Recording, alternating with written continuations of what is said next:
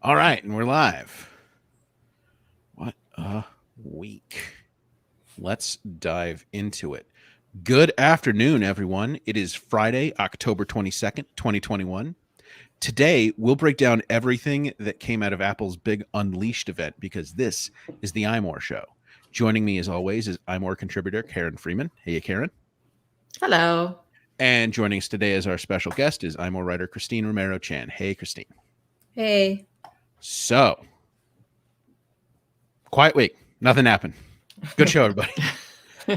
No, on Monday of all days, Apple had its what sounds like final event of the year, based on what Tim Cook said at the end. What we've been calling the Unleashed event, and they announced not a lot of new products, but I think some very important new products, important new services too. So let's just dive in and go in order. We had first up, music was the name of the game there, and Apple Music voice plan. It's $4.99. You got to use it with Siri. It's really it feels like Apple Music for HomePods, but you can use it with any Apple device. So yeah, let's. What do we think? Apple Music voice plan. Well, I think a lot of people were kind of skeptical about it, but I think it's actually a good idea. If I didn't already have two streaming music services that I use, I would definitely be the target audience for that, because I'm not somebody who's like, oh, I need to listen to this one specific album or this one specific song. I'm just like, I need some mood music for working out or for focusing on work or for a road trip or whatever. I'm totally fine with that format.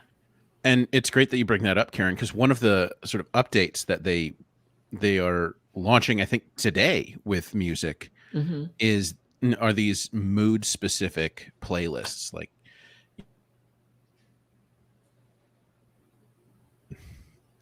something. I'm angry. Get me some music to calm me down. Something like that. They talked about, and they put a lot of emphasis on these being sort of Siri based playlists. They put a lot of emphasis on Siri's interaction with music. Which in my experience is one of the better domains for Siri, is starting a playlist. Siri's always been good with starting like my personal radio station. So yeah, I think this was smart. Excuse me. And I think this goes, I think, an Amazon initiative. This is in competition with that Amazon has a similar plan for Echo devices. I'm not sure if it's Echo devices or all Alexa devices, but I think it's Echo. Okay. Yeah, $4.99, not bad for not being able to. Well, actually, I shouldn't even say you can't use a screen. You can play and pause on the control widget that pops up when you start playing music on your iPhone or iPad. You can still do that by tapping, but you just can't explore or you just can't play music directly from the app. You can't start music directly from the app by tapping around. Right. Also no lossless or Dolby Atmos stuff, I think. Okay. So it's kind of like the gateway to Apple Music. So I'm sure they're hoping that people will start with that and then upgrade. Yeah, I think you're probably right. And of course, like, gateways for things like Spotify, for competitors like Spotify are free, but I'm not expecting a free tier of Apple Music outside of the trial anytime soon. Yeah. But continuing with the theme of music, we have finally, not in a press release, but actually on stage or in event, Airpods 3. They're real. They do indeed look like Airpods Pro, and they have spatial audio. What do we think of Airpods 3? I think they look great. I mean, as long as you don't need active noise canceling. Yeah. I think they're a great option. But Christine, you're pro all the way, right? Yeah, I need the ANC, and also I prefer having the silicone ear tips. That was the other thing. Yeah, that's the other big thing. But people are split on that. Some people love those silicone ear tips and having different ones that you can swap in and out. And other people just really don't like that feeling. It gives your ear a very full feeling. And some people really don't like that feeling at all. Mm-hmm. Yeah, and for people who don't like that, you get the sort of more modern design of the AirPods Pro, and you get the force sensor that you can press and hold and tap to pause and play instead of bashing the side of your head with your finger constantly. Yeah, that's much nicer. Yeah, it much nicer, I think, is the overall theme of AirPods 3, just top to bottom nicer. And the shape is different. Like the shape of the earbud is different than the AirPods second generation. So people who haven't been for whom this first and second generations didn't quite fit correctly in their ears might want to give this one a shot, because it is a little bit different shape. Absolutely. And it slightly, well, I say slightly, but on AirPods, any AirPods really, any extra battery life is welcome. There's a slightly extended battery life. Yeah. Like 6 hours of playback per charge. Is that right? Versus 4 to 5? That sounds right. And then 30 hours total with the case. Yeah, up from 24. That's significant. That's nice. That's very nice. And speaking of the case, this is cool. The case now has MagSafe. It's a similar, but not exactly the same size shape as the AirPods Pro case, but it has MagSafe built in, so it clicks. Yeah, that's nice. And Apple said AirPods Pro now, I don't know if it's an option or if they now just come with that case, because they didn't change the price on that. It's still $249 for the AirPods Pro, right, with a MagSafe case. I'd be really ticked though if I had just bought the right? AirPods Pro and didn't get the MagSafe charging. Christine, is it worth it for you to just get the charging case for your AirPods Pro, or are you gonna just hold out for AirPods Pro too? I don't think you can. Can you not just get the standalone case? I don't think you can. I thought I read that you have to buy the whole AirPods Pro over again. Of course. Oh, that sucks. So, question retracted. I'll just wait for AirPods Pro 2. Yeah, you'll just wait for AirPods Pro 2, which they're now very recently is a rumor of. It was just a shot of what's supposed to be the case. It has a speaker grill for Find My, I think was the idea of that, and a little clip for like a lanyard or something like that. Now, of course, that's just a rumor. It's just a mock. I don't know if it's a mock-up of something real or if it's actually, based on a schematic somebody saw, but that would certainly be interesting. And Apple's put a lot more emphasis, I think, ever since it launched AirTags. I think Apple's put a lot more emphasis on Find My. Yeah. Yeah, Christine, this week even you reviewed a pair of earbuds that one of their main selling points is they have Find My in it. Yeah, they're from Belkin. Yeah, Belkin Find My earpods or earbuds.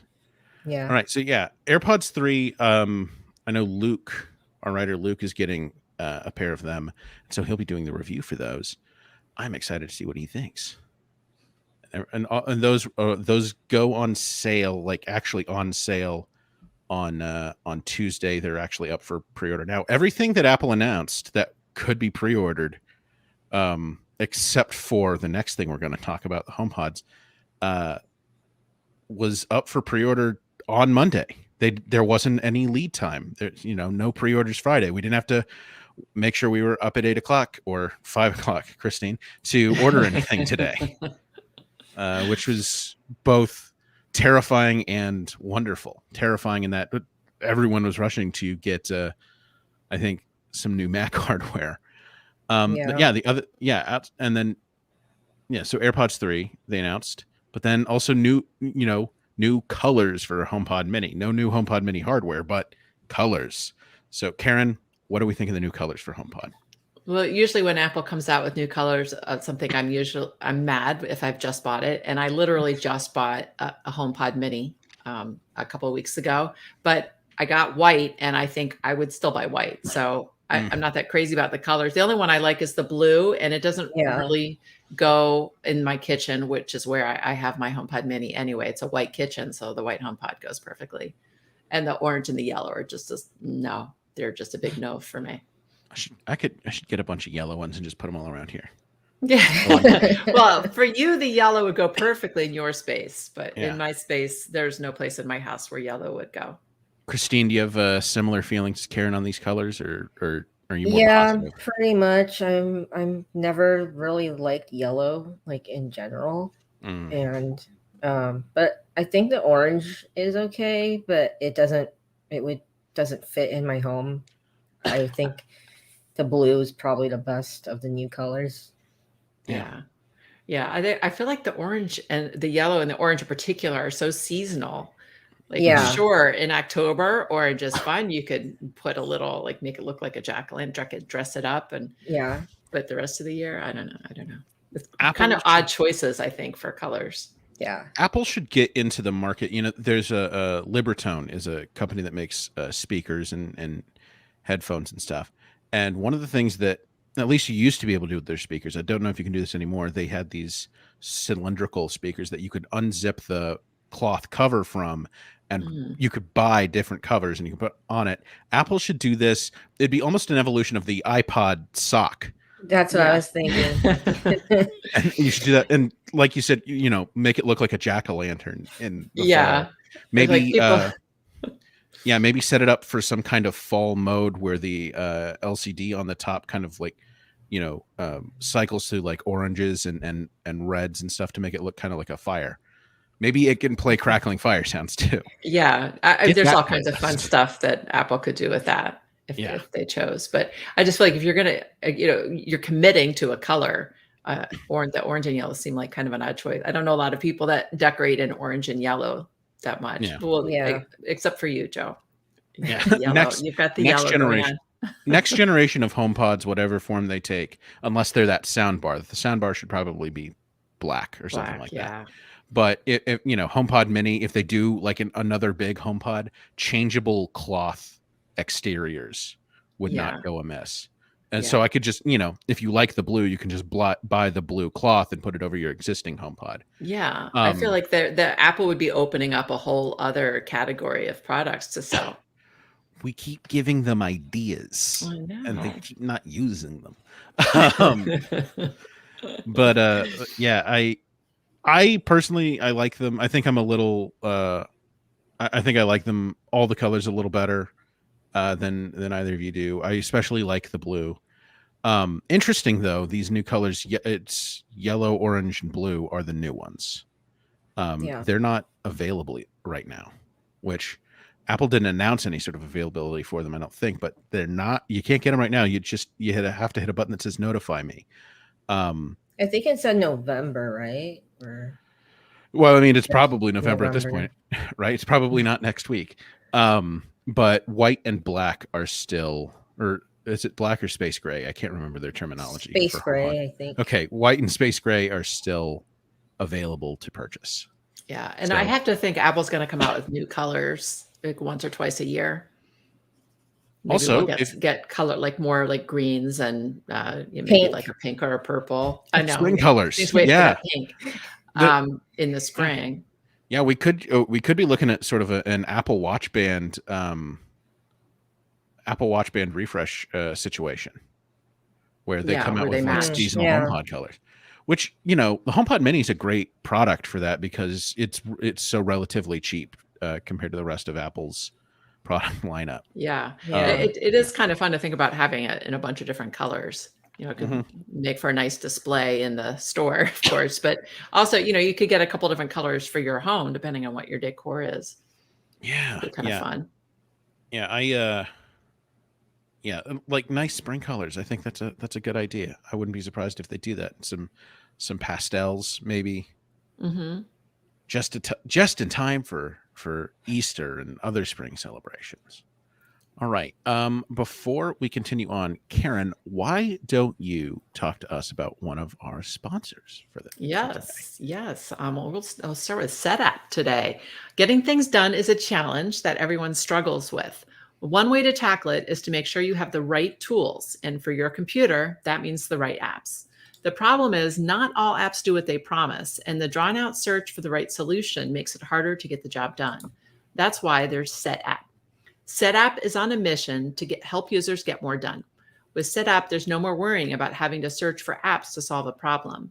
SetApp packs over 200 apps for your Mac and iPhone into one. There's an app for almost any task, so you can stay in your flow and finish what you started. With SetApp, you can think about your tasks, not apps.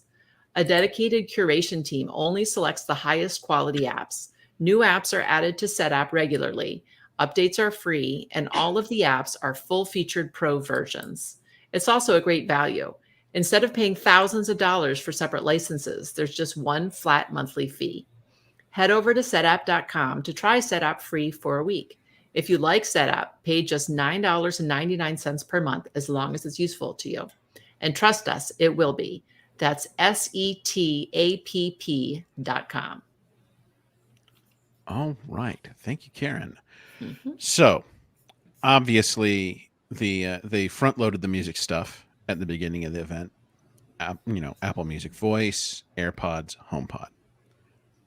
But the meat, the main event, the main course here, the steak, was the MacBook Pro. But before they talked about the MacBook Pro, they talked a lot about the M1 Pro, and not just the M1 Pro, the M1 Max, because we didn't get just one new chip at this event like we expected. We got two new chips. Neither of them were M1X. It's Pro and Max, and Pro is sort of, it's not entry level. It is the sort of Pro essentials. Get up to 32 gigabytes of memory, up to, I don't know how much storage actually the M1 Pro supports, but I know the M1 Max supports up to 8 terabytes.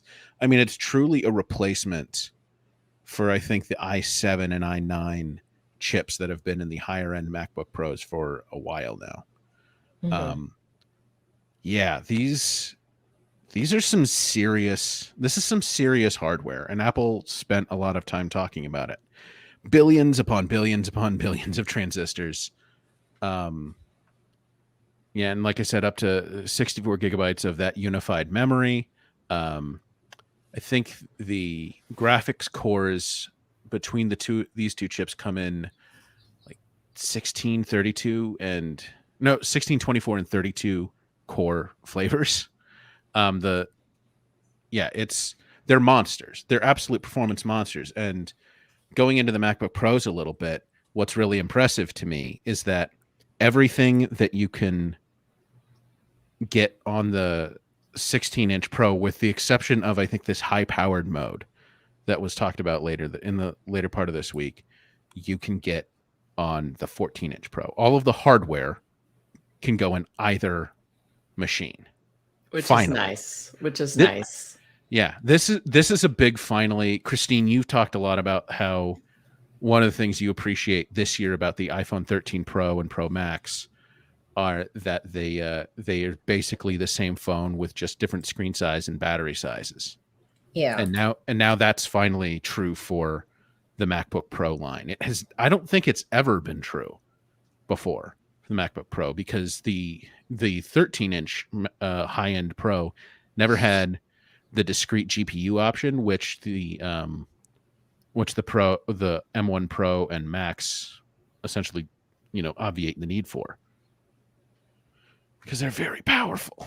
They're very powerful machines. So yeah, Apple spent a lot of time talking about those chips, but then they showed us the MacBook Pro themselves, and I have one thing to say: ports, but also we're back. We're back. For those just listening, I'm holding up my very old 2008 MacBook Pro that is in the style of the PowerBook G4, because that is the design that this new MacBook Pro really reminds me of. Yeah, it is. Is this the first time Apple's gone thicker and heavier? I mean, since they went thinner on the certainly since they went thinner on the MacBook Pros. I think since the introduction of the Retina MacBook Pro in 2012, this is the first time they've gone thicker and heavier. And it is, boxier, and the lid isn't. I feel like the lid doesn't kind of taper on any of its edges. It's just flat. Yeah, which I love. Yeah, and I love that they brought MagSafe back. I'm kind of neutral on HDMI and SD. Those aren't ports that I use a ton, but for people that use them, that's amazing. Yeah. But otherwise, it's all about the chip. That's why they spend so much time on it. It is a massively impressive machine. And mini LED display, like it had previously been reported. So MacBook Pro or iPad Pro display. We love it. It's I'm excited because I've got one coming on Tuesday. I have been waiting 8 years to buy a new MacBook Pro, and now is finally the time. I did not have to suffer through Touch Bar. I did not have to suffer through just Thunderbolt ports. The Touch Bar isn't bad. Yeah, I don't know. Everyone was complaining about it, or just a few, very vocal people were complaining about it, but they were complaining, so it must have been bad. It's funny. My son is a software engineer, and I was telling him about he was busy working, so he didn't watch the Apple event. So I was telling him about it, and when I told him they were taking out the Touch Bar, he was upset. Oh, He's like, he uses the Touch Bar constantly all day long. I think the Touch Bar is so funny because Apple released it in 2016, and then it feels like they just never tried to do anything with it. No, and developers never cared. Right. But some people, obviously, like my son, have incorporated it into their workflow. And this is, I think, the problem. I think this is part of this is a problem of developers, and developers didn't like it. And so I feel like developers didn't spend a lot of time coding for it. And that's what ended up happening. I'm sure there were some that, I know that there are some apps that like gave it a shot, but I feel like it never caught on with that community. A good chunk of the people who actually use the MacBook Pro for development. So yeah, it was almost a lost cause. I certainly liked the concept, but I never experienced it. I think my son is constantly going back and forth between Windows and tabs, and I think the Touch Bar made it really easy for him to do that. Yeah. So I guess he'll be hanging on to his computer as long as he can. Yeah. Do you know what year it is? His computer is? It's a couple of years old. I want to say maybe 2018. So he'll be fine for a while. Maybe even 2000. Yeah, I think it's around there. But his job provided it for him, so I guess he'll upgrade when they decide to upgrade. Yeah. The one sort of glaring, I'm going to say splotch on this otherwise great device, it does have a notch. I didn't think they'd do it, but they did. Yeah. It's not a notch. Yeah, I'm choosing to think of it as they didn't take away. They didn't add a notch. They added a lot more screen, except for the notch. Right. I mean, they took away a lot of bezel, and and the notch is confined to the menu bar. Right. So you're not really losing any kind of screen real estate. You're only gaining a lot of screen real estate, really. I mean, it's not much. Like the 14-inch, for example, is not much bigger than the 13. It's a little bigger, but it's not a lot bigger than the 13-inch. But you do get a lot more screen real estate. Yeah, and it's not the same issue as it is on a phone where like you're watching a video and then you've got just a chunk taken out of it. Right, right. My understanding is for video, because of the proportions of the video, the top is going to be sort of bezeled out anyway, so you wouldn't see the notch. Yeah, the letterboxing on any video. Letterboxing, that was the word I was looking for. Yeah, the letterboxing on any video would keep it from really mattering on a content perspective. And it looks like menu bar items kind of wrap around it. Right. I mean, your menu bar doesn't go all the way across anyway, usually, right? Oh, somebody said if it does, you need to clean it up. Yeah, well, or you should use Bartender. Yes, definitely use Bartender. Don't clean up. Yeah, that's how you clean up your menu bar. Don't stop using your menu bar utilities. Just get Bartender and put more of them in it. This is an you should consider this an official endorsement of Bartender 4. Now available not on the Mac App Store, but directly through the developer. Yeah, Christine, you're a big Bartender user. Yeah, I've been using it for like a few years. So, Christine, you, like me, have a 2013 MacBook Pro. You've been waiting. Are you upgrading? Well, I replaced that with the iMac. Oh, that's right. Last year. Yeah.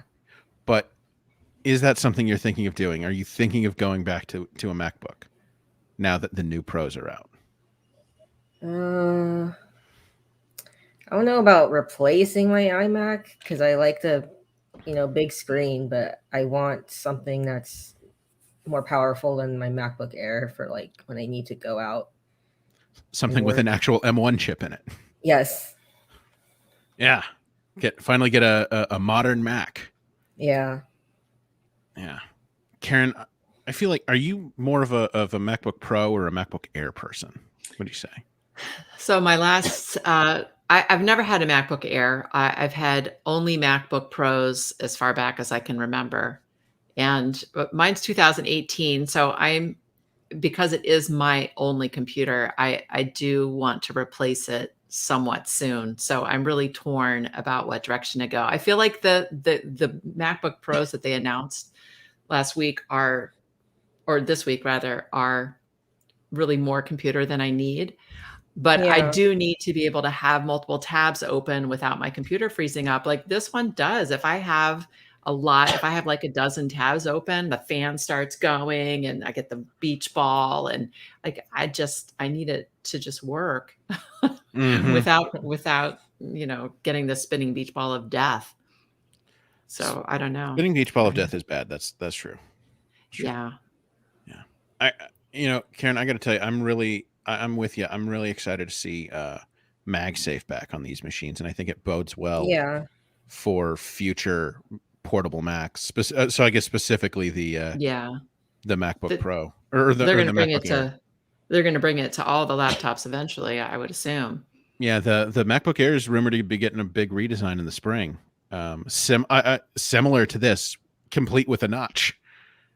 Now that doesn't seem so out there.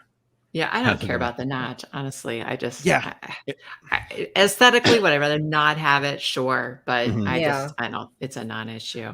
Yeah, and especially because it gets us a better webcam. Like this is a 1080p webcam, and I feel like the hardware is mostly spread out over the space of the notch. I think it's absolutely worth the trade-off. Oh yeah, especially since it's not covering the content area. Right. Yeah. So it's good. It seems like a solid machine. It's a good trade-off. It's a decent trade-off versus for what we get. And plus, because they were able, like you said, Karen, they shrunk the bezels overall. That the menu bar can just like sit up there, and so you do have like more of a content area on the display than you may have otherwise. Right. Yeah, the menu bar sort of becomes more of a part of the screen at that point. Yeah, I'm excited. I ordered one pretty much immediately. They do sound really nice. Yeah, and I went with a 14-inch instead of 16. I'm surprised. Well, you're going smaller with everything nowadays. A little bit, yeah. Except like I will continue getting giant iPad Pros, but but between iPhone Mini and iPad Mini, that's I'm just like I'm minimizing. I'm not minimizing, just minimizing physical device footprint. One of the other things I noticed about this particular design is the feet of it. It's taller. Like it should sit taller off of a desk, not necessarily off of a lap, but off of a desk. And the feet look, I think, nicer than just like the rubber, rubber. What do you call them? Rubber feet that we've had for the last five years. Yeah, 5 years. 5 years. Yeah. I don't like anything that takes away from the streamlined look of of a MacBook because I do travel with Yeah. my computer, so I just want it to be as light and thin as possible. I wouldn't be surprised if the MacBook Air in the spring has smaller, shorter feet. If it sits all closer to the desk. Yeah, I want something thinner, so I'm considering the MacBook Air for the first time. We'll see If what the it new comes in release is like. colors, I'm still gonna get one. Yeah, I'm with you, Christine. I'm with you. What are the chances we're going to get pink, huh? I would buy a pink one or a green one. I would buy pink or purple for sure. Yeah. But I would consider blue or green if they're nice shades. What about, Karen? So instead of pink, like they did almost a rose gold, like kind of close, but not quite pink. Would that be enough for you?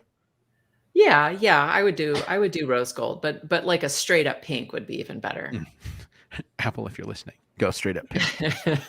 Karen. I kind of want like Apple to do what Razer does with the quartz colors. They have like a quartz Razer blade or book or whatever. Razer blade. Yeah, I want that, but I'm like, I don't use Windows, so. But I love the color. Yeah. I think hackintoshing is getting harder and harder each year. Yeah. All right. Before we continue on, Karen, why don't you tell us about another one of our sponsors? Yes. We've got Capital One. Have you ever hit a technical snafu shopping online? Has filling out payment fields ever given you a headache? Has a mobile banking app ever been down when you wanted to use it? So I just wanted to mention a relative of mine fell for one of those Facebook scams and ended up purchasing something that she immediately regretted. And the company that she bought it from, like, she couldn't return it. It was a whole mess. And she called Capital One and they were amazing and they straightened everything out for her. So Capital One believes everyone deserves better banking. This means easier access to their money, more security. That's why Capital One is investing in machine learning. Machine learning allows Capital One to do things like fight fraud with random forests. Models quickly detect suspicious activity and make it faster to alert federal investigators. Identify how mobile app outages happen with casual models. Keeping our mobile app up and running doesn't happen by accident. Anomaly detection and incident response help determine why app outages happen so engineers can quickly remedy them. Speed up online shopping with machine learning at the edge. Makes shopping with virtual card numbers smoother and more secure. This technology is based on logistic regression models and running interference in the browser. It identifies payment fields, which helps make using virtual card numbers easier and faster. The potential of machine learning is so big. See how Capital One is using machine learning to create the future of banking. Machine learning at Capital One. Capital One, what's in your wallet? All right. Thank you, Karen. So yeah, the MacBook Pros are definitely the big event. We have a new size, 14-inch, and then we also have the 16-inch that remains from 2019, which I'm not sure the 16-inch MacBook Pro with Intel ever got a massive internal update. No. Very interesting. But Karen, they kept the 13-inch MacBook Pro around from last year. I didn't think they would eliminate it immediately. I just think it's going to be phased out. I think the next time, like the next revision will be the end of the 13. I think right now it kind of serves as a nice, and especially in terms of price, a nice middle ground between the MacBook Air and the higher end Mac, like 14-inch MacBook Pro. That's the only thing that gives me pause that maybe they'll keep it around, because there's like, isn't there like $1,000 price difference between the MacBook Air and the 14-inch MacBook Pro with the 13-inch, and the 13 inches in between. So I didn't know what the pricing was going to be when I said they were going to get rid of the 13. So if they're going to keep it like that, then yeah, maybe they will keep the 13 around as an in between. That's a big price jump. Yeah, I honestly wouldn't be surprised if they do, but they call it Mac. They just call it MacBook. They bring back the just singular MacBook name, right, for that thing. It is the iPad. one of the problems I have with the iPad name is that iPad Air kind of makes it sound like iPad Air is kind of what I'd call the lighter iPad, which is the cheaper iPad. You know, it's maybe not as full featured as iPad, which is what the current Air might theoretically be named. But I think having MacBook as sort of the middle ground device, like the satellite device, you've got MacBook, and then you go down and you get Air, and it's lighter and thinner and maybe not as capable, and you go up and you get MacBook Pro, and that is a monster. That makes a lot of sense. It's so confusing though to have the terminology be like reversed for the MacBook and the iPad. Yeah. You know what I mean? That's the issue. Like either the Air is your middle model or it's your entry model. Like you can't switch it around for the different products. I mean, Apple can do it at once, but. And what's funny about that, Karen, is ever since Apple introduced USB-C on its computers with the 2015 MacBook, that was more expensive than the Air and less expensive than the Pro, and as capable as neither of them. You know, it's not. Yeah. That was a weird one. And it was lighter and thinner than the Air. Yeah, it was lighter and thinner than the Air, but at that time the Air was an older machine. I think it was still non-Retina. Yeah, at that point. Yeah, it didn't go Retina until after they killed the MacBook, and 2018 they introduced the Retina Air. It's funny though. It occurs to me to what the situation I just described is how it used to be. How Apple used to, like, maybe around 2010 through 2012 or so, they had the no other, single name MacBook. Then they had the MacBook Air, which was the lighter and thinner, not quite as capable. And then they had the MacBook Pro in 13, 15, and 17 inches. Yeah. Wow. Yeah. So now we have MacBook Pros in 13, 14, and 16 inches. We have MacBook Air. We just, maybe they'll make an entirely new computer that is confusingly named MacBook.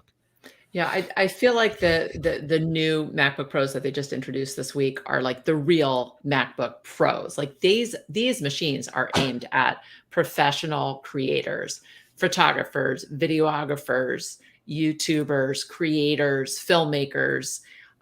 That's why I sort of feel like I don't really need that level of machine as a writer. Yeah.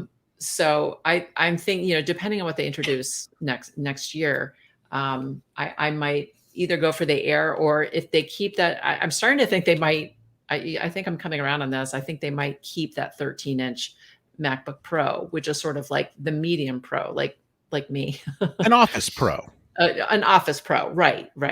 Yeah. That, I do want a capable computer, but I don't need to do, I'm not editing film or, you know what I mean? So I don't. Yeah, developing 3D stuff or AR stuff. Yeah, none of that. Yeah, exactly. So if they're going to keep it as that sort of like lower level Pro, Office Pro, if you want to call it that, it makes sense because I just can't fathom them having $1,000 laptop and a $2,000 laptop and nothing in between. And nothing else in between there. That would be, I mean, you could argue the stuff in between there's all the configurations of MacBook Air, but no, like I think you want something with a fan in between the Air and the higher end Pros. Right.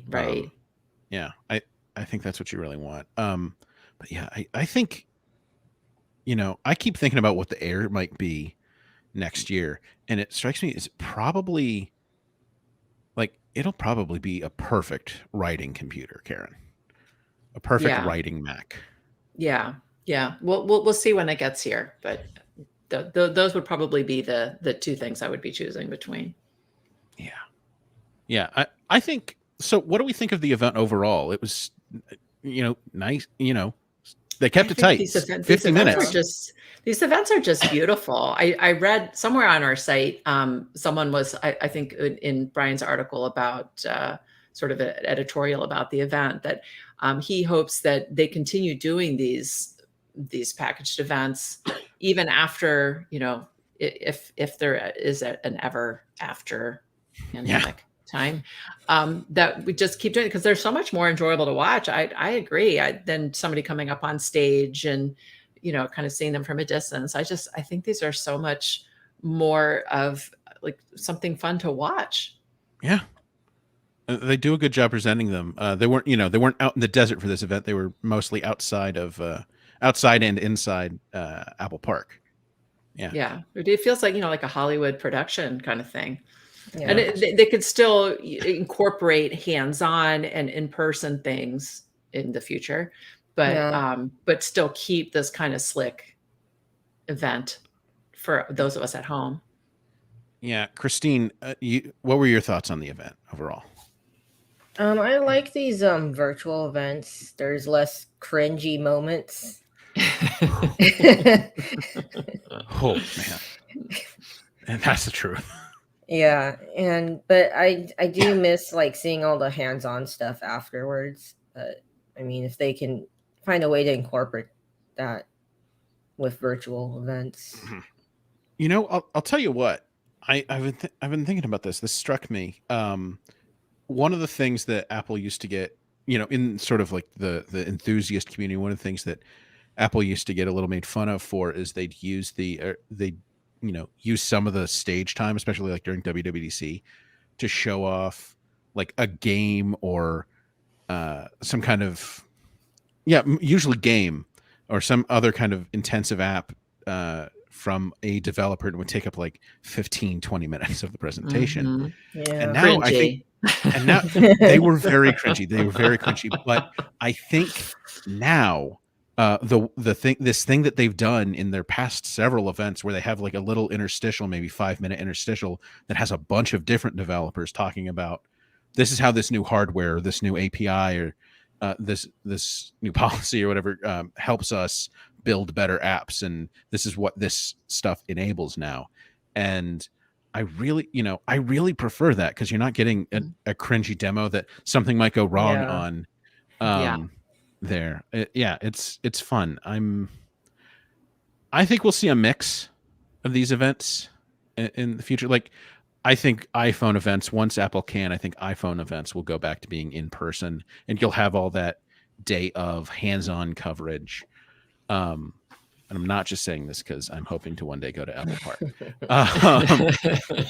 But I think, Mac events, like, this stuff can remain virtual for the most part. I wouldn't be surprised, because the other thing about this event versus last year is that, they spent some time I think they spent more time with the MacBook Pro this year than they spent with all of the Macs at the M1 introduction last year. But at the same time, the Mac portion of this event was still a chip-centered event, more so than it was like an actual computing hardware event. And I wouldn't be surprised if we keep getting those year after year. I think the thought I had is they do sort of the consumer Macs in the spring and then Pro Macs in the fall. We haven't had successors to last year's M1 Macs yet, and it sounds like we're getting at least one of them in the spring with the MacBook Air, which spring is a good time to launch stuff that you hope people will buy during back to school season. Yeah. I feel like the MacBook Air is aimed at students, specifically students and educators. Because with the educator's discount or the student discount, it's well under $1,000. Absolutely. And even without that, sales on from third-party retailers are often pretty good. Especially, Karen, we talked about colors for the MacBook Air. Yeah. And another thing that is striking me, several things are striking me this week.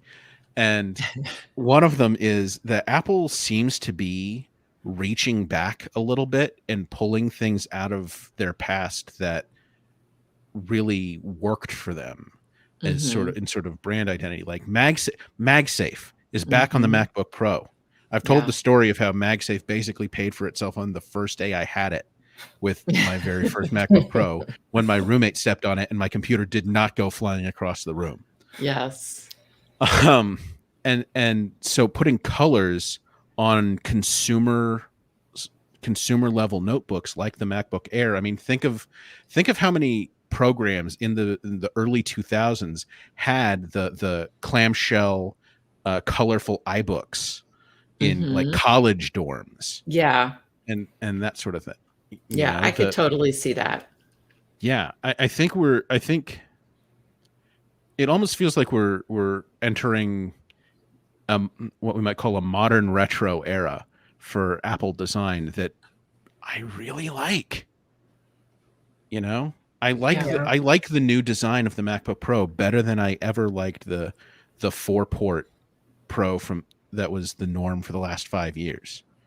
I like the flatter sides. I like the flatter lid. The flatter lid on a flat chassis for a MacBook that's thin on a MacBook Air. That's going to be great.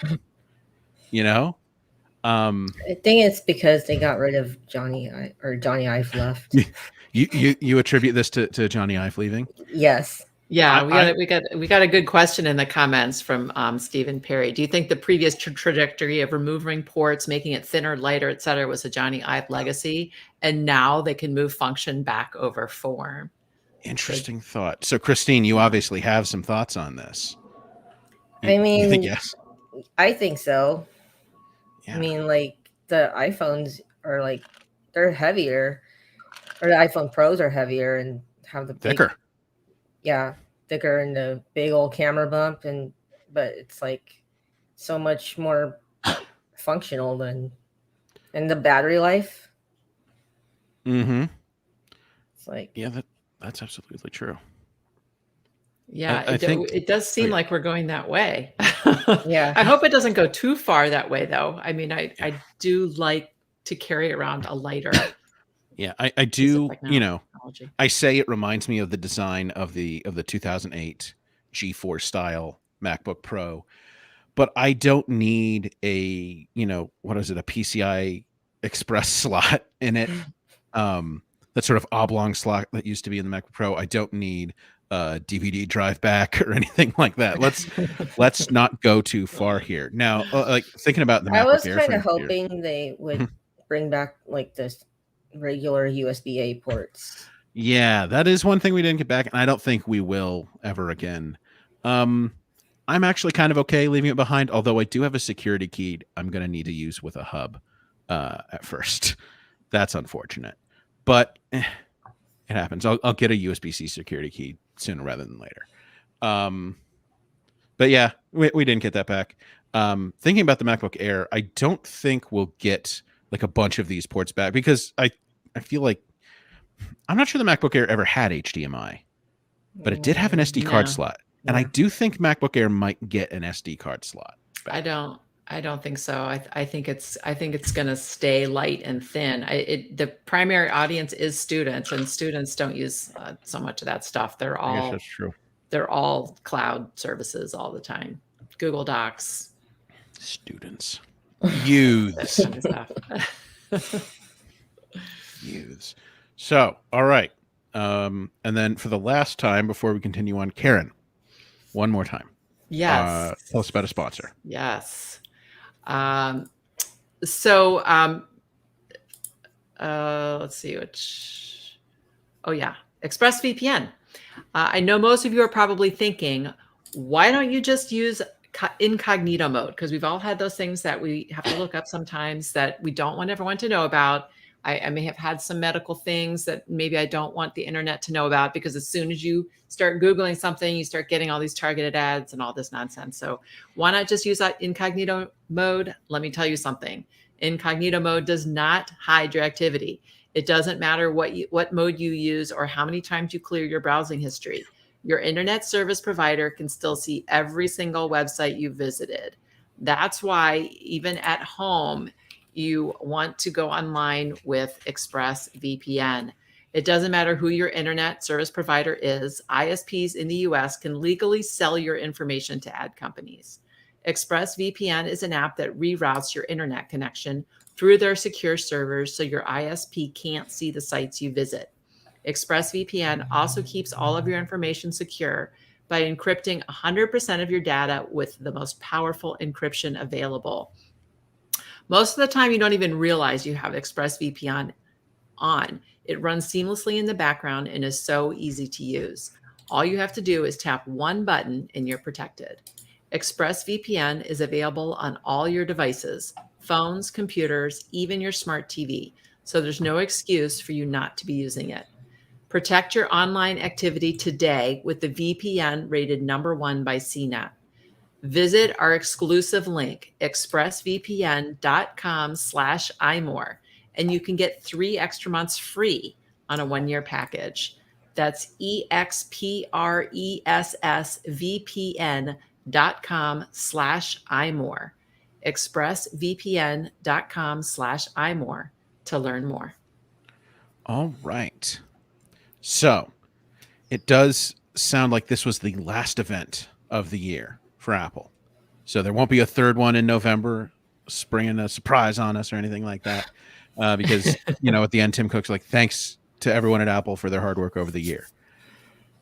Thank goodness. I am very tired. It's been a very long year. But it was Apple's second all virtual event year. What do we think now that we're on the other side of it? What do we think? How do we think Apple did versus 2020? Christine, let's start with you. I feel like the events have been much more streamlined, I guess, than what they had last year. Mm-hmm. I think that's true. Karen, similar thoughts? I actually think they did a good job in 2020, considering the mass confusion that the entire world was experiencing. I thought even the very first one was very slick right out of the box. I think they're doing a great job with these. It's just hard to work while you're watching them because so much information is thrown at you so fast. So much information. Yes. Thinking about this year versus last year, I do think 2020 had the benefit of feeling a little more exciting given everything that was announced last year. Like they announced the Magic Keyboard with trackpad for iPad Pro, and along with support for like proper cursor support at the beginning of last year. And then there was iOS 14, and it had widgets and slightly more customization and digital car keys, and there was a bunch of stuff that came out of iOS 14. And then of course we had the iPhone 12, which is the brand new design, and the 12 and the 12 mini and Pro and Pro Max, and that was all very exciting. And then of course finally we had the Apple Silicon M1 Max, the first generation of them, in the MacBook Pro, MacBook Air, and Mac Mini.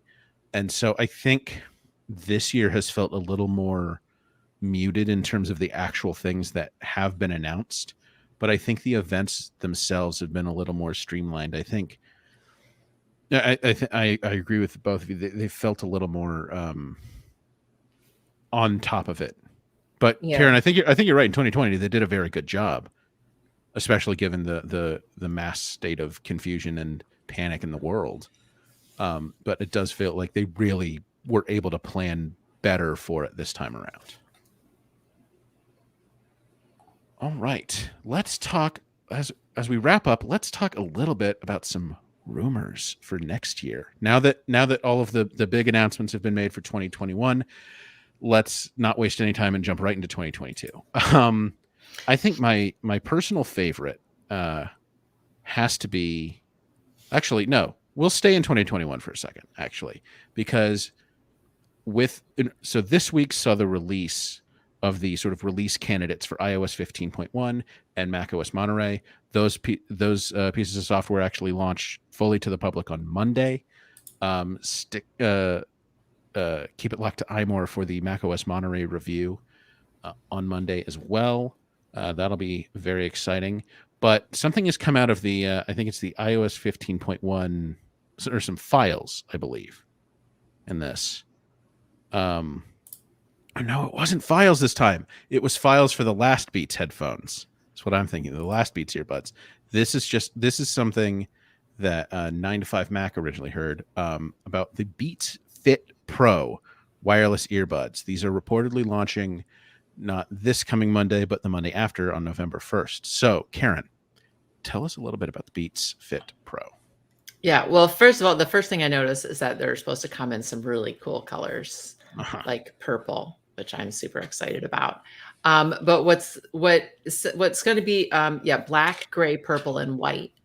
But they are supposed to have the features. They're going to be more like AirPods Pro, more in line with AirPods Pro, because they'll have that the ANC and the transparency mode, good battery life, adaptive EQ, you get 27 to 30 hours of battery life, class 1 Bluetooth, built-in accelerometer to identify and reduce external noise.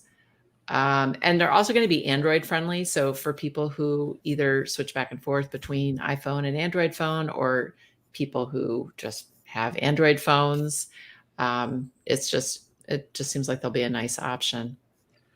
Yeah. And they have apparently reportedly been spotted in like the ears of Kim Kardashian. Already.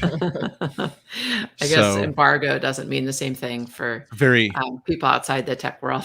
It's a very leaky ship over there at Beats. It feels like.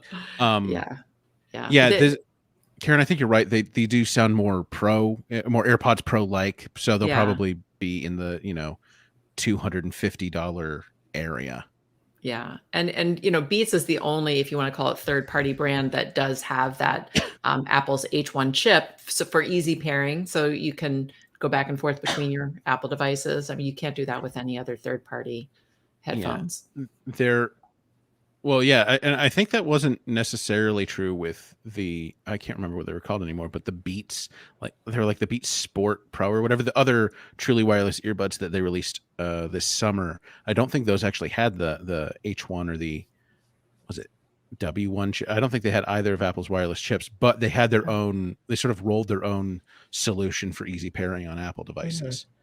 Because while Beats tries to be more Android friendly, they're still an Apple company. They're still owned by Apple. I wouldn't be surprised if these had like the full suite, the H1 chip, all of that. But yeah, Karen, you like the colors? The purple. Yeah, I would definitely go for the purple. Purple. Christine, do these appeal to you? Does the purple appeal to Christine? Remember, I'm looking at it now, and yes, they do. All right. Yeah. Yeah. Well, and the gray. I like both of those colors. Really? Yeah. Yeah.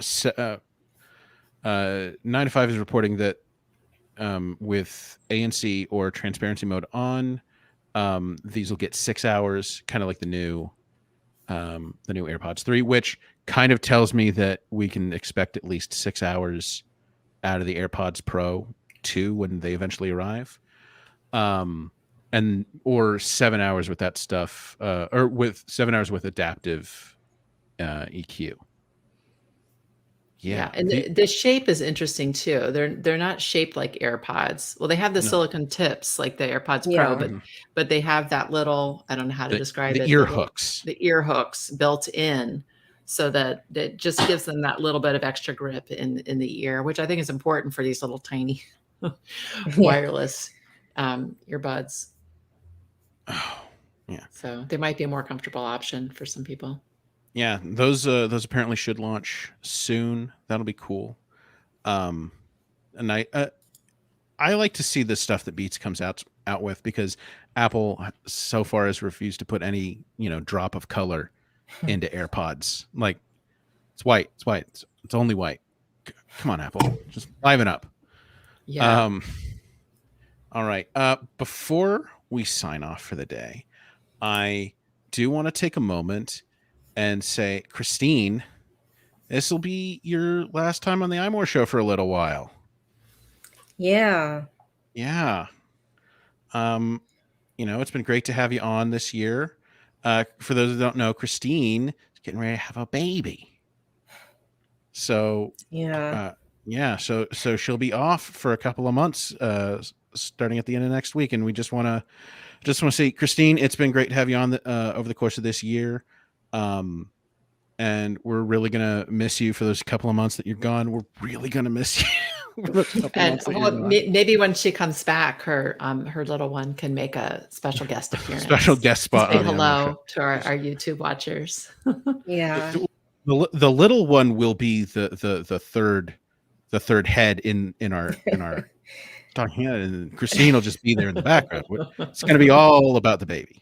It's going to be all about the baby. So yeah, just Christine, we'll see you in January. Yeah, and if you see me like trying to work, yell at me to get off. Oh, I definitely will. Definitely will. Although I expect plenty of baby pictures in our work Slack, all around the work Slack. Yeah. Just flood us. All right. That has been our hour, folks. We've come down to the end of it. Big week. Lots of exciting new announcements. Big thanks to everyone who showed up to watch live and talk in the chat. Great comments this week. It's always great to see you folks there. Also, thank you to everyone who's going to listen later in their podcatcher of choice. You're why we do this. We don't want to just be screaming into the void on our own. Big thanks to Jim Metzendorf, who always makes us sound so lovely. And Christine, thank you for being on once again. It's great to have you. Mm-hmm. And until next time, this has been the iMore Show. Bye, everybody. Bye. Bye.